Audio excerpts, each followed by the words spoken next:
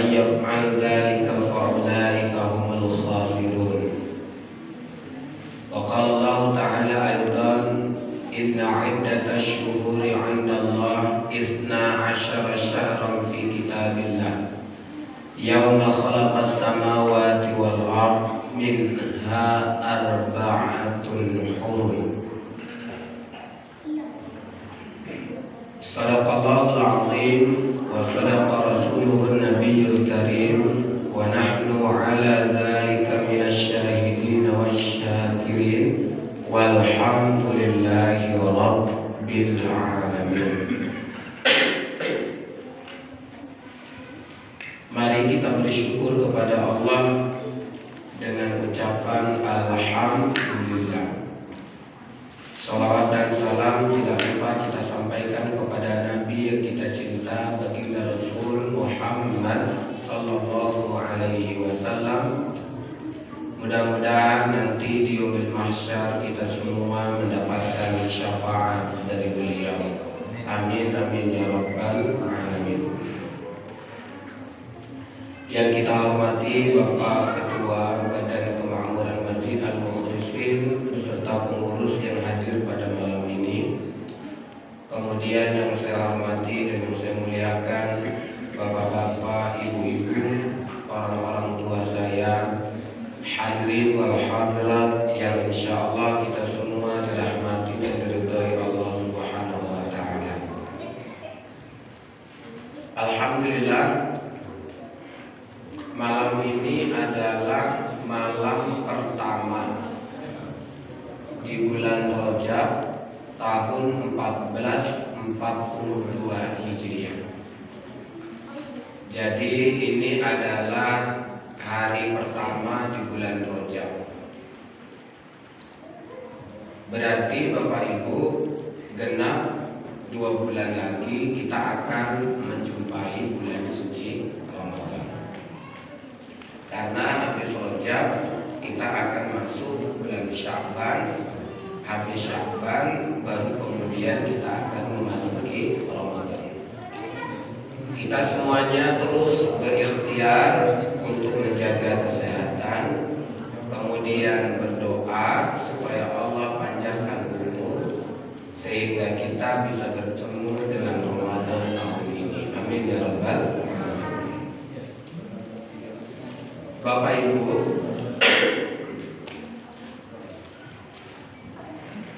karena ini bulan Rajab, maka saya akan berbicara terkait dengan bulan Rajab. Sebelum Bapak Ibu mendapatkan SMS dari banyak netizen atau para penggemar media sosial dari WA atau Facebook atau Instagram dan lain sebagainya, Bapak Ibu harus dibekali dulu pemahaman. Nanti kalau ada masuk WA kayak gitu, apa ya sikapnya? Karena hampir 2 hari ini kita semuanya mungkin sudah ada yang sempat menerima SMS dari beberapa sumber yang mereka kita yakin niatnya baik. Jangan kita judge bahwa mereka itu menyampaikan hal yang salah, tapi sumbernya saja yang akan bertanggung jawab atas hal-hal yang disampaikan secara berantai. Contoh, di depan saya ini ada satu SMS yang mungkin Bapak Ibu sudah pernah menerimanya. SMS ini kira-kira bunyinya begini. Sekedar mengingatkan dan menginformasikan bahwa besok hari Sabtu tanggal 13 Februari bertepatan 1 Rajab. Bagi yang mengerjakan puasa 3 hari di awal Rajab seakan ibadah 2 tahun. Bagi yang mengerjakan 3 hari berturut-turut di bulan Rajab maka pahala ibadahnya 700 tahun. Bagi yang mengingatkan orang lain tentang puasa Rajab seakan ibadah 80 tahun. Subhanallah, begitu mulia dan indah bulan Rajab. Saudaraku, jangan sia-siakan bulan yang sangat mulia ini. Ini kalau kayak gini nih Pak, kerjaan orang ngingetin orang aja ini. Karena apa? Karena ngingetin aja udah seperti beribadah 80 tahun gitu. Profesor Dr. Ali Mustafa Yakub, ahli hadis Indonesia, pernah menjadi imam besar di Masjid Istiqlal. Beliau itu pernah membuat video dan videonya itu sudah tersebar. Ini juga kalau nanti mau diminta saya juga ada. Bahwa ciri-ciri hadis maudhu, ciri-ciri hadis palsu itu adalah ganjaran yang mungkin di luar logika. Bapak Ibu dirahmati Allah. Ya. Kalau kita melihat dari perbandingan-perbandingan yang ada, ibadah 3 hari berturut-turut di bulan Rajab, puasa 3 hari berturut-turut di bulan Rajab, pahalanya seperti beribadah 700 tahun. Lailatul Qadar saja yang paling tinggi kita anggap nilainya itu berapa tahun, Pak? Hanya lebih kurang 83 tahun, ya. Lailatul Qadar itu, ya, malam yang lebih baik daripada 1000 bulan. 1000 bulan itu dihitung-hitung lebih kurang sekitar 83 tahun. Dan dalam Islam, Lailatul Qadar itu dianggap malam yang memiliki nilai paling tinggi secara ini, ya, secara kuantitas, ya, jumlah amal ibadah itu nilainya paling tinggi itu di Lailatul Qadar. Dan itu masih logis karena memang rata-rata umur kita itu kata Nabi antara 60 sampai 70, walaupun ada yang sampai umurnya 90 atau bisa jadi hampir 100 begitu ya. Tapi kalau itulah yang digambarkan di dalam Al-Quran, itu masih logis gitu. Nah, pertanyaannya, Bapak Ibu dirahmati Allah, kenapa ini kita ragukan? Profesor Ali Mustafa Yakub menjelaskan ciri-ciri hadis maudhu itu adalah nilai ganjarannya itu sangat-sangat di luar logika pikiran kita. Makanya Profesor Dr. Ali Mustafa Yakub menjelaskan hadis yang membicarakan tentang ini kan disinyalir sebagai hadis ini. Ya. Ini adalah hadis maudhu, hadis palsu yang terkait dengan bulan Rajab, puasa Rajab itu adalah hadis maudhu, hadis palsu. Dan Bapak Ibu dirahmati Allah, perlu kita pertegas bahwa puasa sunnah itu yang namanya puasa Rajab itu tidak ada. Yang ada itu puasa sunnah di bulan Rajab. Namanya bukan puasa Rajab, ya, tapi namanya adalah puasa Ashharul Hurum. Ini perlu diluruskan. Yang perlu Bapak Ibu tegaskan begini, kita tidak ingin menghalangi orang untuk berpuasa di bulan Rajab, tapi kita ingin meluruskan jamaah supaya kalau beribadah di bulan Rajab, ibadahnya sesuai syariat. Ibadahnya itu dimaksud apa Pak Ustaz? Puasa khusus di bulan Rajab itu tidak ada, ya. Tapi puasa dianjurkan di bulan haram, ya. Bulan haram itu kan nggak khusus Rajab. Bulan haram itu kan ada 4, dari mulai Zulqaidah, Zulhijjah, Muharram, Rajab. Berarti kan nggak bisa kita bilang puasa Ashharul Hurum itu puasa khusus di bulan Rajab, kan nggak bisa. Karena ada di 4 bulan. Puasa sunnah Ashharul Hurum itu dianjurkan di 4 bulan ini. Karena kita sudah masuk di bulan Rajab, maka kita dianjurkan untuk melaksanakan puasa sunnah di bulan haram. Namanya puasa Ashharul Hurum. Kapan waktunya Pak Ustaz? Bebas. kapan saja. Ya, yang penting jangan hari Jumat satu hari, jangan hari Sabtu satu hari. Yang lainnya silakan. Ya, jadi Bapak Ibu dirahmati Allah, nanti kita lihat dalam Al-Quran.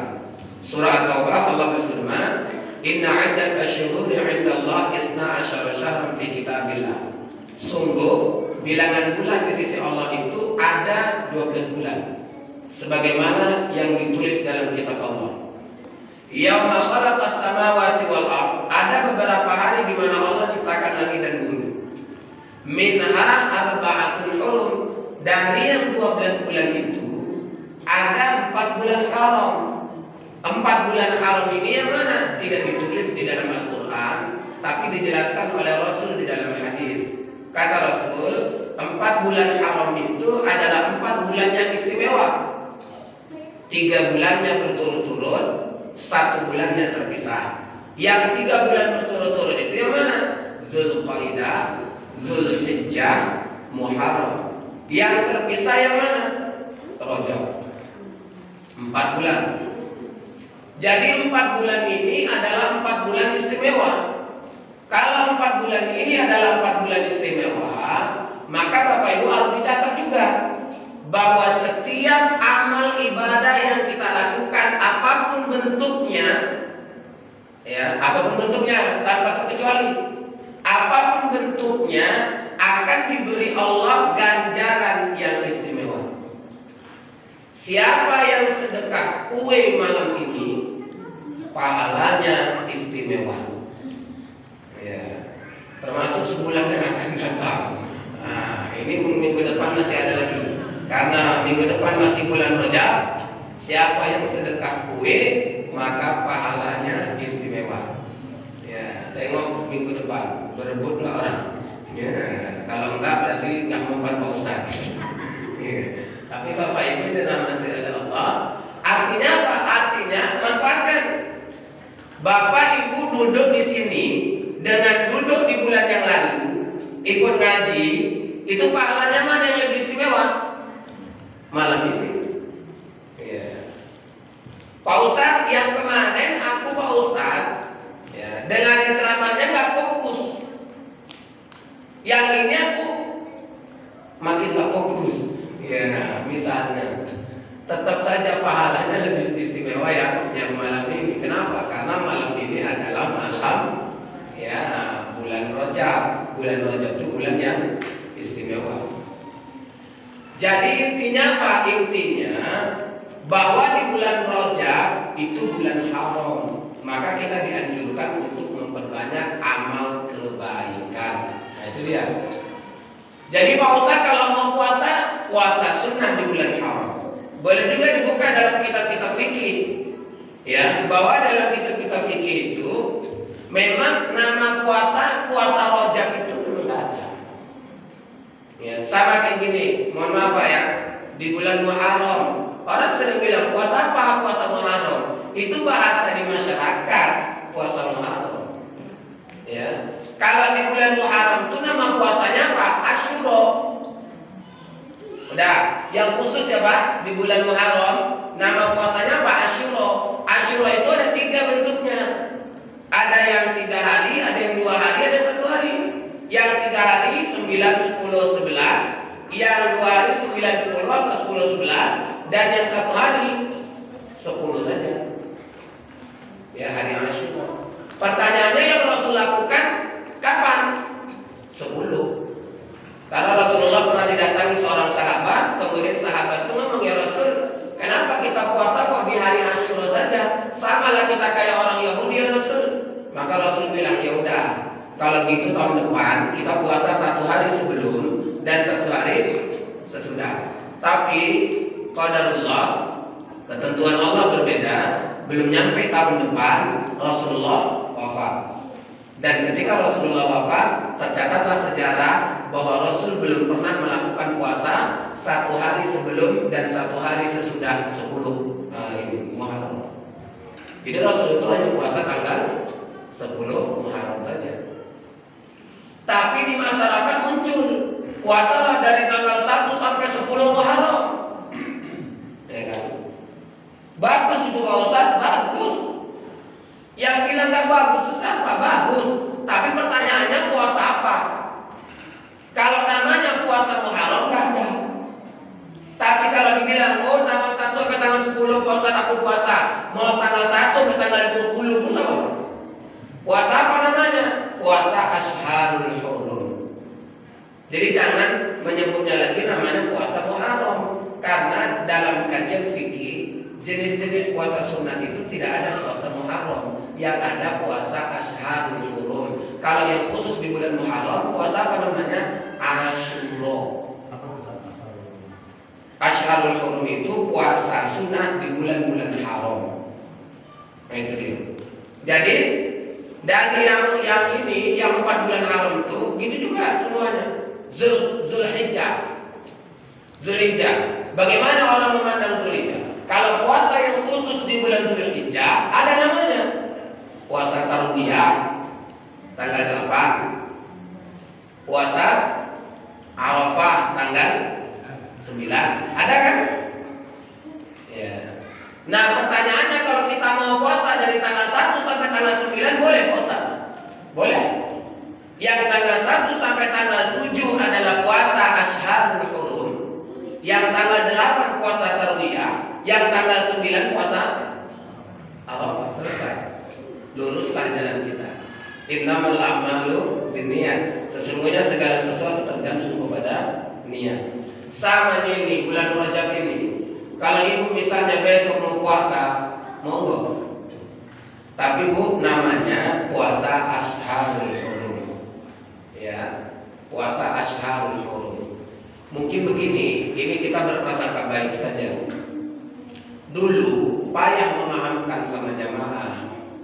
Puasa Asyharul Hurum itu kan lebih susah nyebutnya. Jadi ulama ini mungkin ada beberapa ustadz menyampaikan, udahlah bilang aja lah puasa bulan Rajab gitu udah. Mungkin begitu asal muasalnya. Kenapa? Karena memang kesulitan untuk memahamkan bahasa itu. Ya nggak usah jauh-jauh. Saya sebenarnya ini kan mengulang kaji, ya mengulang kaji yang tahun-tahun sebelumnya sudah pernah saya sampaikan ini. Cuman kita pun mengingatnya payah. Mama, puasa apa Pak Ustaz? Asyharul Hurum. Ulangi lagi Pak Ustaz. Asyharul Hurum. Sekali lagi ya Pak Ustaz. Asyharul Hurum. Ulang ya ibu itu. Jalan Asyharul Hurum. Asyharul Hurum. Asyharul Hurum. Rupanya kesandung batu. Hilang ingatannya. Ya, aku sudah nggak usah puasa lah, pening kali. Nggak tahu berapa puasanya kan? Ya kalau seandainya awak pening, cukup bilang saja, ya Allah, aku niat puasa sunnah di bulan haram. Dan itu saja.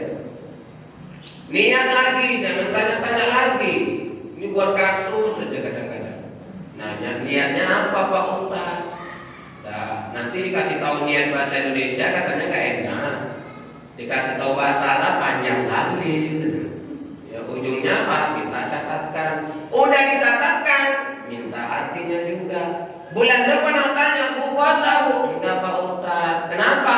Hilang catatannya. Nah, inilah kadang-kadang jamaah ini. Pening juga awak lihatnya ya kan. Udah minta catatkan, diminta artinya sekalian, habis itu nggak puasa hanya gara-gara hilang catatannya. Jadi kalau ibu bapak besok mau puasa, monggo. Ya ingat ya bapak ibu ya. Puasa sunnah di bulan Rajab itu namanya puasa Asyharul Hurum, ya, bukan puasa Rajab.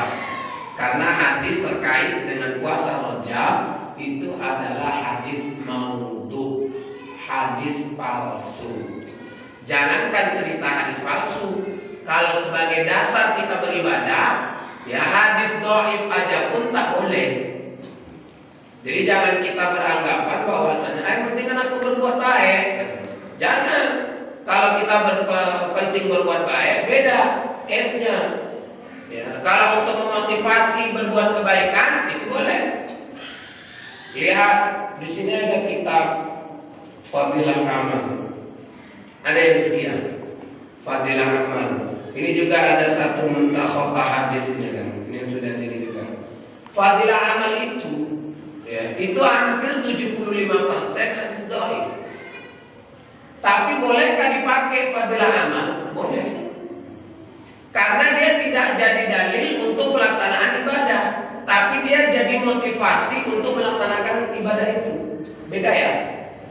Jadi kalau Bapak Ibu berpuasa Rajab, misalnya ngotot nih, puasa Rajab, ya puasa Rajab dengan dalil hadis dhaif atau hadis maudhu, itu nggak boleh. Tapi kalau misalnya ada puasa Rajab, memang dalilnya sahih, kemudian ada dalil yang tidak sahih, hadis dhaif, memotivasi kita puasa Rajab, boleh itu dipakai? Boleh. Memotivasi boleh. Makanya fadilah amal nggak pernah ditarik itu dari peredaran. Karena fadilah amal itu bagus ya untuk memotivasi orang dalam melakukan ibadah. Nah, jadi Bapak Ibu dirahmati Allah, sekedar untuk mengingatkan kepada kita bahwa karena kita masuk di bulan Rajab, maka kita semuanya ini konsentrasi untuk terus memaksimalkan diri melakukan kebaikan. Karena bulan Rajab adalah bulan haram, bulan haram adalah bulan yang istimewa, maka setiap amal kebaikan yang kita lakukan di bulan haram nilainya akan istimewa. Pertanyaannya, Pak Ustadz, istimewanya itu kayak mana sih Pak Ustadz? Inilah yang tak tergambarkan oleh kita. Saya hanya ingin memberikan analogi perbandingan. Ibu, saya mohon maaf nanya, beda nggak tamu biasa sama tamu istimewa? Beda, Bu? Beda lah Pak Ustadz, nggak usah ditanya lagi lah. Ya, kalau tamu biasa ya biasa aja. Kalau tamu istimewa, luar biasa. Nah itulah Bu, gambarkannya kayak gitu aja udah. Kalau tamu biasa siapa? Itulah tetangga sebelah tiap hari datang. Kadang-kadang asal datang ya Pak Ustadz gak ada, ketahui minum. Ya, gak ada. Ya, Bu kalau aus ambilnya sendiri ya. Itu tamu biasa itu. Ya, tapi kalau tamu istimewa, subhanallah. Ya, kalau saya sejak ceramah, saya merasa saya tamu istimewa. Tengok ibu lah ya kan, ininya aja udah ketahuan. Iya, kuenya 2, walaupun awak tak bisa makan. Ya kan, karena ceramah. Ya, tapi Bapak Ibu, ini kan istimewa. Kalau ada orang datang ke rumah kita, misalnya kita nyambutnya sederhana saja, berarti tamu biasa. Ya kan? Jadi kalau kita ini Pak datang misalnya ke rumah orang, begitu datang, assalamualaikum, salam, yang keluar air putih, kemudian teh manis, dan selesai. Ya, aku berarti tamu biasa. Tapi Pak Ustadz, kami nggak nyiapin apa-apa kan karena mendadak Pak Ustadz. Nah, itu baru maklum kita, ya kan? Tapi kalau misalnya saya bilang sama Pak Haji Beni, Pak Haji Beni, saya minggu depan mau ke rumah Pak Haji nih. Saya akan lihat minggu depan apa yang dilakukan Pak Haji Beni. Kalau seandainya beliau hanya ngasih saya teh manis, 5 menit aku cakap langsung pulang aku. Kenapa? Karena kan aku bilang jauh-jauh hari. Ya. Tapi kalau misalnya ini pulang dari sini, singgah ke rumah Pak Haji Beni, nah itu nggak ada apa-apa, saya bilang rupanya, pulang-pulangnya gitu. Nah itu beda. Ya, kalau rezeki misalnya ke rumah Pak Haji Beni, kayak mana? Ngambil minum sendiri dah. Iya. Ya, kalau ngambil minum sendiri berarti udah tamu biasa. Ya kan? Kenapa? Karena namanya udah dekat Pak Ustadz. Ya kan? Nah, udah biasa lah itu ya. Bapak Ibu, begitulah gambaran istimewa. Kalau ibu ada yang nelpon dari kampung misalnya, dari Langkat saja lah. Misalnya, Kak, aku nanti ke Medan loh Kak. Ya, kapan? Minggu depan. Oh iya, datanglah, singgah ke rumah kakak ya. Ya memang mau singgah aku Kak. Rencana aku mau nginep lagi di rumah kakak. Siap. Kira-kira yang di Medan apa dilakukan? Disiap-siapkannya masa-masa. Tapi biasanya ya itulah, orang Medan kan lebih suka ngajak orang makan di luar biasanya. Beda sama orang kampung. Kalau orang kampung telepon misalnya, Bu, ya Ustaz, saya mau main ini ke Langkat. Oh siap Ustaz, singgah kan Ustaz, singgah. Langsung itu Pak Haji. disiapkannya itu ayam kampung, ya, digulingnya, dicarikannya udang galah itu Pak ya Allah, disambal cabai merah enak kali itu. Udah datang awak ke sana makan. Ya, makanya kalau awak udah cakapkan sama orang mau datang, jangan puasa. Ini kadang-kadang ada mama bertingkah, sok paten udah puasa aja. Mau pergi ke Langkat udah cakap sama orang mau singgah aku puasa pula. Di sana udah siap-siap. Maaf ya Kak, aku puasa. Yang di sana pondoknya luar biasa itu. Memang aku udah nangkapkan ayam kampung sampai tersungkur-sungkur. Oh puasa pula katanya kan. Mulutnya pun bocor pula. Apa katanya? Ya udah Kak, gak apa-apa Kak, bontot aja. Alah. Ya, nggak pernah dengar ceramah Ustadz yang boleh bontot hanya Ustadz. Yang lainnya nggak boleh bontot. Nah, tapi Bapak Ibu dirahmati Allah, menggambarkan istimewa itu nggak usah terlalu muluk-muluk. Pokoknya dari yang biasa lebih lagi saja. Ya, jadi jangan pula nanti awal terlalu detail menggambarkan keistimewaan itu sehingga minta angka. Gitu. Ya jangan, nggak bisa. Memang ada dalam hadis yang sudah disebutin. Contoh, kita puasa, sholat berjamaah. Sholat berjamaah dengan sholat sendiri kan ada dalam hadis riwayatnya 25 derajat lebih tinggi. Dalam riwayat yang lainnya 27 derajat lebih tinggi. Ya, makanya Bapak Ibu dalam hati Allah, orang yang sholat berjamaah di masjid itu ya sangat luar biasa ini pahalanya. Tapi jangan dikali-kalikan, tiap hari catat 27. Ya kan, nanti zuhur 27. Ya, dikali-kalikannya habis awak. Terlalu mikirkan itu. Pikir orang daftar utama orang, rupanya daftar pahala awak. Ya, tapi Bapak Ibu dalam hati Allah itu sekedar untuk motivasi. Makanya dalam Al-Quran itu ada amsalul Quran, ada permisalan. Supaya apa? Supaya kita bisa membandingkan, membayangkan oh kalau sananya begini. Ya, sama kayak orang ini berinfakan. Masalul ladzina yunfiquna amwalahum fi sabilillahi kamathali habbatin ambatat sab'a sanabila fi kulli sunbulatin mi'atu habbah. Ya, orang yang bersedekah, misalnya orang menginfakkan harta di jalan Allah itu, ya, kalau dia berinfak 1 dibalas dengan 77 dikali dengan 100, jadinya 700. Itu permisalan supaya awal ini tingkat sedekahnya ya ini meningkat. Supaya apa? Supaya semangatnya semakin tinggi. Nah, ada hal-hal yang harus kita baca sesuai dengan konteksnya, jangan sesuai dengan teksnya. Contoh yang sering saya sampaikan, kenapa Rasul bilang orang yang minum khamar 40 hari 40 malam amal ibadahnya tidak diterima. Jangan berhitung-hitungan. Nanti orang yang minum khamar bahaya. Begitu habis minum khamar, habis itu nggak sholat 40 hari 40 malam. Ditanya loh, kok nggak sholat? Iya, aku habis minum aku. Jadi kenapa nggak sholat? Ya ngapain sholat? 40 hari 40 malam nggak diterima. Ya udahlah, aku cuti lah 40 hari 40 malam. Ya ngapain aku sholat? Kalau sholat pun nggak diterima sama Allah, ya untuk apa? Kata. Itu salah paham. Ya, salah paham. Satu lagi, orang sholat jenazah, kata Nabi siapa yang meninggal disolatkan 100 orang, ya, maka Allah akan mengampuni dosa-dosa jenazah yang disolatkan itu. Jangan main ini kita. Begitu mau meninggal dikondisikan. Banyak duit pula ya kan. Tinggalkan duit 10 juta. Nah, ya. Nanti mana tahu ayah meninggal dulu anak. Pastikan yang menyolatkan ayah 100 orangnya nah ya. Kayak mana caranya ya? Ini ayah tinggalkan uang 10 juta. Nanti siapa yang menyolatkan 1 orang cepet ya nak ya? 1 orang cepet. Ya. Bayangkan Pak, ada orang yang sudah ngimpul kereta. Begitu ahli musibah mengumumkan, Bapak-bapak mohon berkenan menyolatkan almarhum nanti di masjid sesudah sholat zuhur. Siapa yang menyolatkan akan kami kasih hadiah 100.000 per orang. Yang udah ngikul kereta ditungkankannya lagi kereta. Mak saya nggak cepet. Ya. Wah, bisa diakal-akali agama ini. Ya. Tapi Bapak Ibu, kenapa kok ada nilai itu? Kenapa kok harus disebut Allah 100 orang yang nyolatkan dosanya dan begitu, supaya memberikan semangat kepada yang hidup agar memberikan bantuan kepada yang sudah meninggal.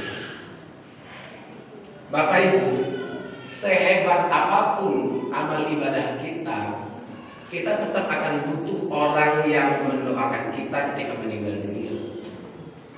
Sebaliknya, kalau buruk amal ibadah kita, ya kita butuh. Makanya saya selalu katakan, Bapak Ibu kalau ada yang meninggal, sejahat apapun dia, tetap doakan. Jangan awak dendam sama dia. Ya. Ini ada Pak preman meninggal, begitu disolatkan di masjid, memang mau orang sholatkan, tapi giliran ditanya, kaifa anta syahadu anna hadzal mayyit hal huwa khair, diam semua. Pikir imamnya karena nggak tahu bahasa Arab, di bahasa Indonesia kan. Bapak Ibu hadirin sekalian, bagaimana kita saksikan ini mayit, apakah baik? Diam juga. 3 kali diulang sama imamnya, nggak ada yang jawab. Ya udahlah, katanya. Karena nggak ada yang menjawab. Akhirnya Bapak Ibu, dari kejadian ini kisah nyata, bukan saya berbuat. Dari kejadian itu saya ngaji, ditanya lah, Pak Ustadz, kenapa orang kok nggak mau jawab baik? Ya, kenapa orang kok nggak mau jawabnya khair? Ya, kenapa itu Pak Ustadz? Ya saya bilang, orang itu nggak mau jawab khair karena orang salah paham. Itu kaifa anta syahadu anna hadzal mayyit hal huwa khair, itu penafsirannya ada 2. Pertama, bagaimana kita saksikan ini jenazah, itu terkait dengan fardu kifayahnya. Makanya Bapak Ibu, kalau boleh kita menganjurkan, ketika mensolatkan jenazah itu jangan ditutup sama kerendah. Ya, dulu kan tradisi Islam kan kayak gitu, mensolatkan. Tradisi Islam itu mensolatkan, ketika selesai dikafani, disolatkan, belum dimasukkan ke dalam kerendah. Tapi kalau gini, kalau Bapak boleh ngintip di Masjidil Haram, ada ngintip. Di Masjidil Haram kayak mana? Ya, ada ditutup kerendah, Pak? Enggak. Jenazah itu memang berbaris 1-2 orang pun nggak ada ditutup kerendah itu. Ya, kenapa? Karena ingin memastikan fardu kifayahnya udah bagus atau belum. Nanti ada orang fardu kifayah nggak bagus, kupingnya masih berdarah-darah, hidungnya masih keluar ini kotoran, itu harus dibilang. Nah, itu satu ya penafsirannya. Baru kemudian yang kedua, kaifa anta syahadu anna hadzal mayyit, bagaimana kita saksikan ini mayit? Ini bukan terkait dengan perilaku secara nyata atau objektif. Enggak. Kalau kita bilang khair itu adalah pernyataan dalam bentuk doa. Kalau baik ataupun tidak dia, kita bilang baik saja, minimal itu akan menjadi doa untuk dia dan akan membantu dia. Kayak mana pula kita bisa tahu? Saya baru aja datang ke masjid ini, tiba-tiba sholat zuhur, ada yang meninggal, saya ikut nyolatkan, kenal enggak ini, enggak, ditanya baik, mana tahu saya. Tapi saya akan tetap jawab baik, khair, minimal khair itu adalah kalimat doa yang saya sampaikan kepada Allah untuk membantu dia, dan itu adalah bantuan terakhir saya kepada dia. Gitu aja, selesai. Jadi Bapak Ibu ini rahmati Allah, saya meyakinkan kepada jamaah, kalau seandainya ditanya bagaimana kita saksikan ini jenazah baik, jawabannya baik. Selesai. Nggak usah ragu-ragu menjawab. Ya, nggak usah. Ini preman ini ngerampok aku ini. Ya, ngapain pula baik. Nah, sama kayak gini Pak ETK, mendengar kabar orang meninggal. Sejelek apapun dia, nggak boleh awak ceritakan tentang keburukan dia. Kalau misalnya dia preman di sini, meninggal ya, premannya itu disembunyikan. Kita cukup bilang sama dia ini ya, dulu asalkan jumpa maku, suka senyum dia. Oke. Terus ada lagi kebaikan dia, ada. Apa itu? Dia kalau sama anak-anak, baik kan itu. Dibeliin anak jajan, ya kadang-kadang ini jajannya cerita, ketawa mana-mana, gitu-gitu ya. Walaupun jelek dia, tapi itu akan menjadi catatan untuk dia, supaya itu akan sampai menjadi bantuan kepada dia dari kita sendiri. Bapak Ibu yang dirahmati oleh Allah Subhanahu wa taala.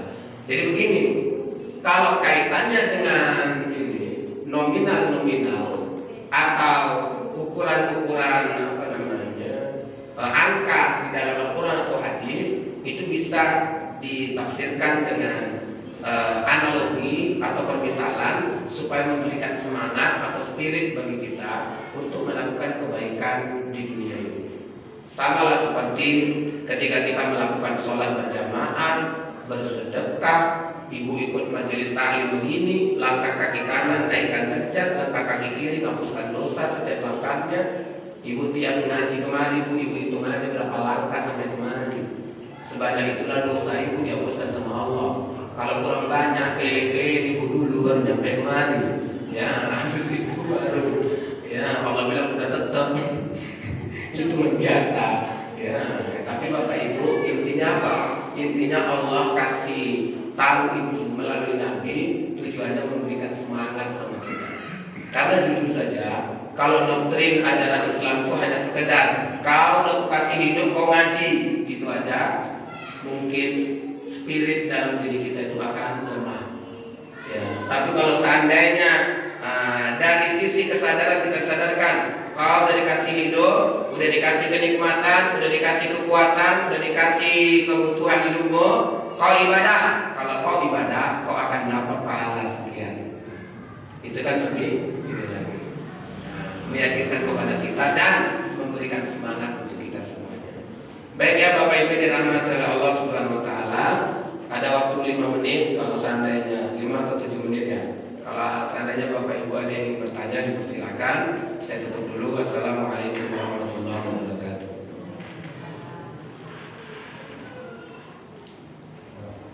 Silakan Bapak Ibu. Yang pertama